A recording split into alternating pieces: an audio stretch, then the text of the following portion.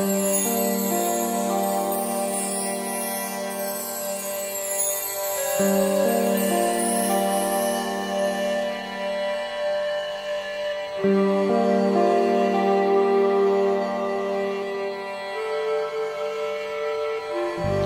have been some transcripts at the Navajo Nation Library with interviews from Navajo survivors from the Long Walk, and they went in to listen to some of those recordings, and there was some language in there that they didn't know anymore. They didn't know what they were saying because that language, that part of the language, some of the words had been lost, and they don't use those words today. So, Navajo is not a written language, and it didn't become a written language until the 1940s, around that time. My name is Lena Hawkes. I think I'd make a fool out of myself trying to introduce myself in Navajo. My name is Daryl Horton. I'm 22 years old.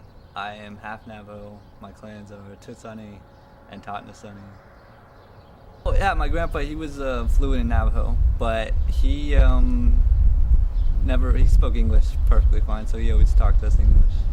He never really wanted my mom to learn, or any of my aunts or uncles to learn Navajo, so he never taught them, so my mom didn't know Navajo too.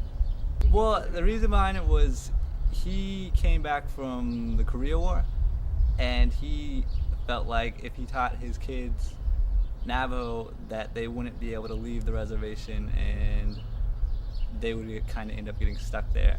So he refused to teach them, so they never learned, so my mom never knew Navajo.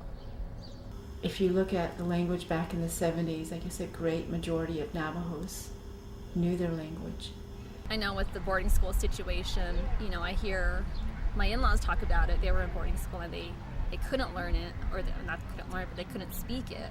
Or they'd get, beaten, and I think just the trauma of that turned a lot of them off to teaching their kids.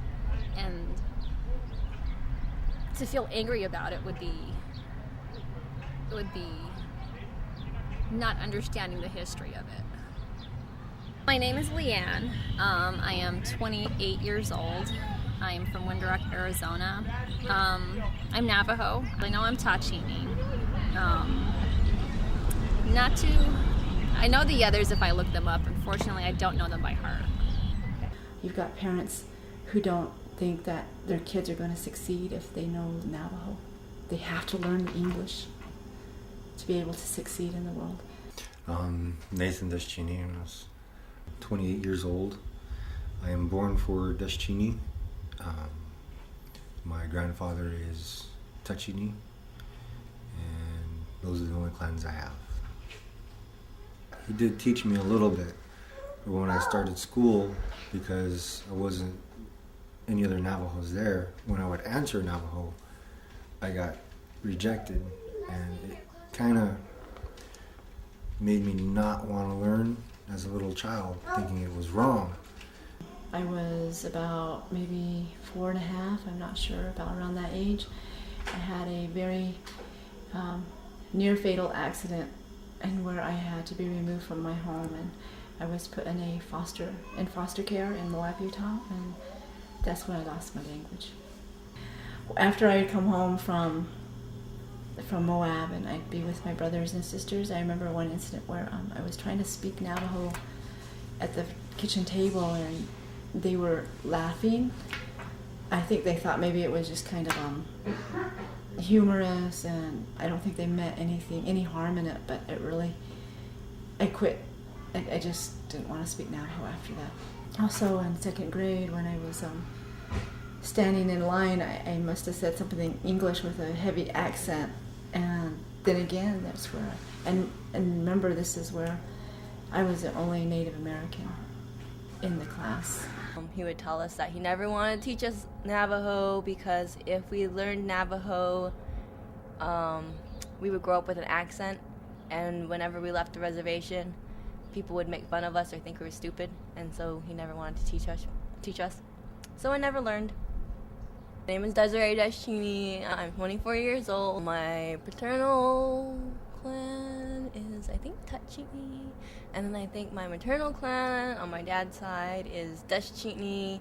A friend of mine went into IHS one day, and the doctor asked her where her kids went to school, and she said, well, the Navajo Immersion School. And I guess he paused for a second and he said that why would she have her kids learn a language that wasn't that important? So, I mean, that right there, I mean, that's a perception of a doctor at IHS, and who happens to live in our community and sees our language in that way. I mean, and I'm sure he's not the only one. We're trying to teach her that it's important. It's part of our heritage. It's something that we used to use as communication a long time ago. That's how everybody used to communicate.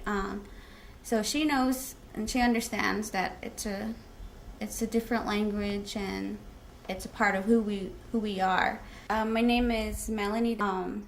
My clans are Maidesh Gijni and Kia'ani. My grandma is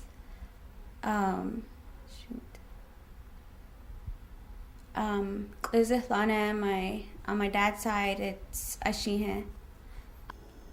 I feel like I neglected that part of my heritage. And Navajo was my first language. Well,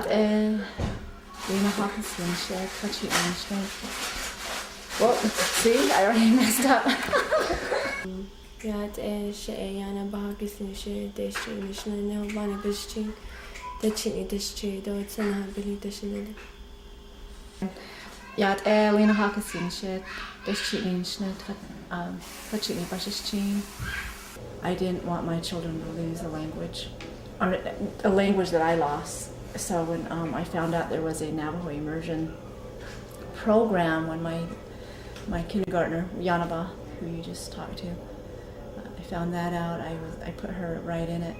In Fort Defiance, Arizona, they have an immersion school named South Soet, and Nepo was taught there. And it started as a program, and I've been in it since kindergarten. I'm 13. I am Fiona Dashini and I'm 10 years old. I'm still learning my clans. it's what sets us aside from other people. I remember someone saying, why is the Navajo tribe putting so much money into trying to keep the Navajo language when we're losing it? And I said, well, I'd rather fight a losing battle than never have fought a battle. And never have to face my grandkids and say, why didn't you fight for the language? I wish he taught me, or at least encouraged me to learn it at school.